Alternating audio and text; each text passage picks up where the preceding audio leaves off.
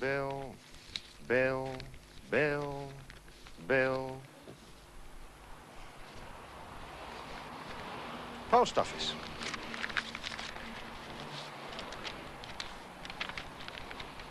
Dear Max Mason, 35 million letters are posted each day.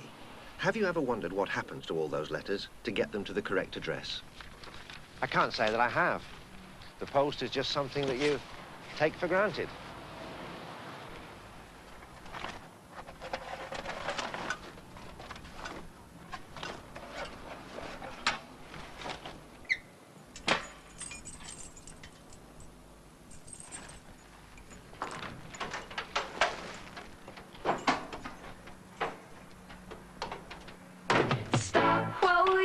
Wait a minute, Mr. Postman. Wait, Mr. Postman. Please, Mr. Postman, look and see. Oh, yeah. There's a letter in your bag. Please, Mr. Postman. Such a long time. Oh, yeah. From that boy of mine.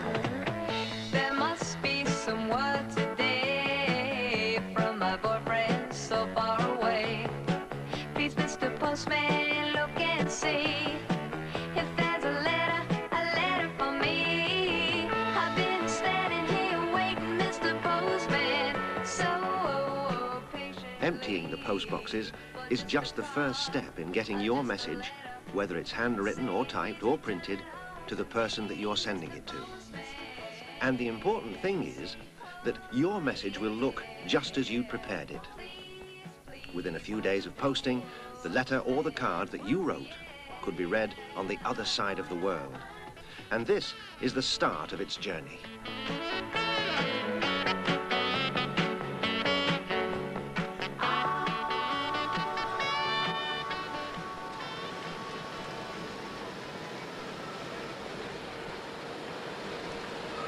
So, here we are in the main sorting office, and this is a segregator.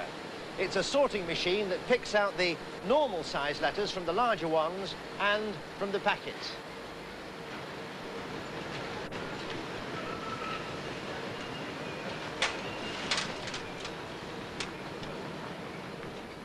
The segregator is just one of the automatic machines that the post office uses to handle the mail, to sort it out.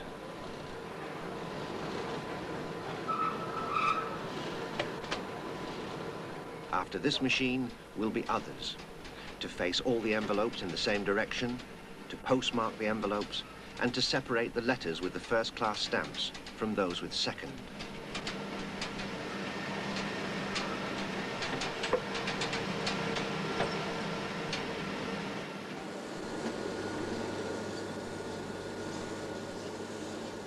The next step is to read the postcode that's been written on the envelope and to type it again, but in a way that a machine can read. The postcode is a collection of letters and numbers written after the main address. This code allows the post office machines to send your letters directly to the postman for delivery without being resorted on the way. And the postcode works by dividing the United Kingdom into small areas, each with its own code. The postcode for Central Television Studios in Birmingham is B12JP. The sorting machines can recognize the B to stand for Birmingham. B1 represents an area in the center of Birmingham. B12 is the code given to the few streets around the television studios. B12JP is the postcode address for Central Independent Television.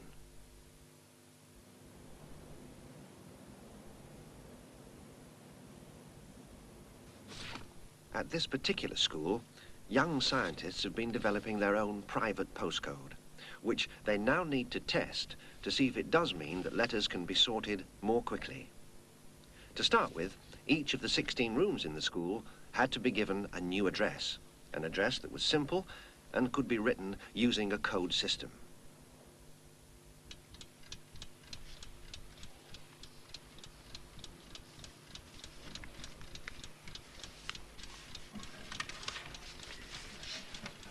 The first part of the code sorted out those letters that were meant for the infant school from those for the juniors.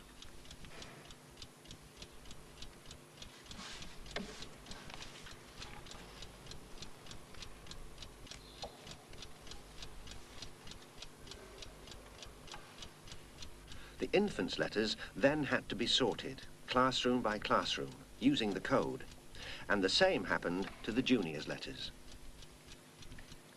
Using the full address, no code, it had taken over 7 minutes to sort out the 100 envelopes. Would using the postcode be faster? 3 minutes, 10 seconds. Another obvious way to pass a message is to use a telephone.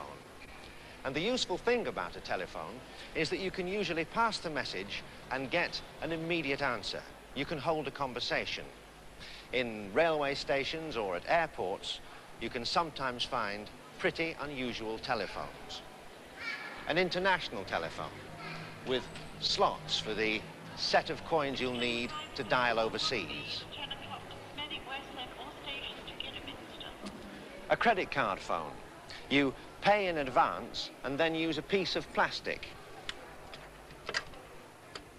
until the money you've paid runs out. Then you have to buy another credit card. And these signs tell me that these telephones have been adapted to be used by people with hearing difficulties or disabled people.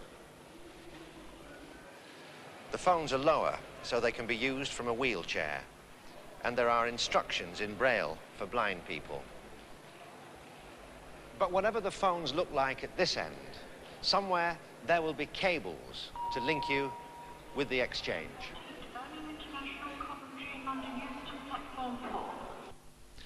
These are just some of the cables entering and leaving the main telephone exchange. Inside these waterproof covers are the wires for all the telephones in this area of the city, and the wires leaving the exchange for other parts of the country.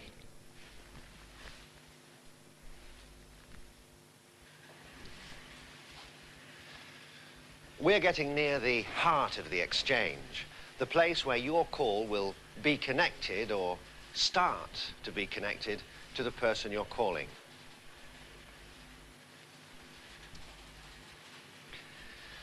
On this frame, or one like it, will be a pair of wires for every telephone in this part of the city.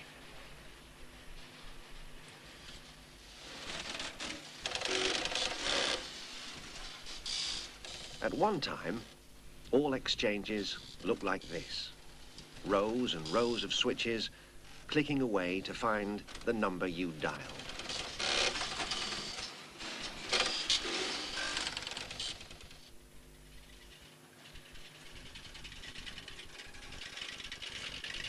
Nowadays, many telephone exchanges look like this.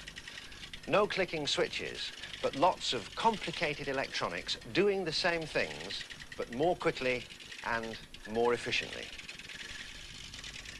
All these complicated electronics are part of the system that lets you talk to somebody on the telephone.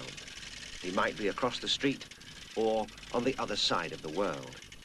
And for long-distance calls, a number of exchanges like this would be involved. For instance, say I wanted to phone a friend in Australia from a call box outside Birmingham. For any call to Australia, I need first to dial the code 01061. The first O connects me to the local exchange and then to the main exchange in central Birmingham. 10 connects me to London using the microwave transmitters on the post office towers in Birmingham and in London. The London International Exchange recognises the numbers 61 to mean Australia and may pass the call to a special exchange in the middle of the Hereford countryside. This is the end of the line. It's as far as my call to Australia can get in this country. From here, it's beamed up into the sky to a satellite far above the Indian Ocean. And that's what these dishes are for, to send and receive messages from a satellite 22,300 miles above the Earth. These satellite aerials can collect telephone calls, 2,000 of them, all at the same time, and television signals from the other side of the world.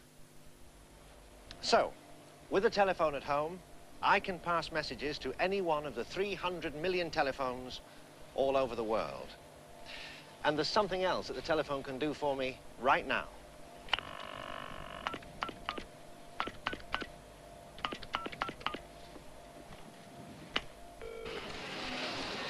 Good afternoon. Birmingham Post and Mail. Can I help you? I'd like to put an advertisement in your paper, please. That's fine. If you'd like to read the advert for me. Right. Mr. Max Mason wishes to announce... Yes. Yes. Yes. That's fine. Thank you very much. And that should appear in tomorrow night's paper. Thank you then. Bye-bye.